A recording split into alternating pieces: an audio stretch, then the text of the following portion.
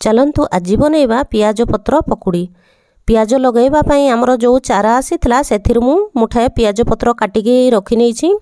ताकू भल भावरे बाछि नेबा। पियाज पत्र को भल भावरे धोईकी छोट छोट काटी नेबा। एही पत्र रे पकुड़ी पकले खाइबा पई बहुत टेस्टी लागिथाय। मु एठारे 2 कप बेसन नेछि। स्वाद अनुसार लूण पकेइबा, कटा धनिया पत्र, कटा कंचा लंका, बेकिंग सोडा पकेइबा 1 पिंच।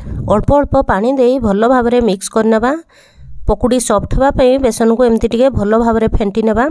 काटी रखिथिबा पियाज पत्र को मिसेइबा। पियाज पत्र देला परे आउ टिके स्वाद अनुसार लूण पकई भल भावरे मिक्स कर देबा।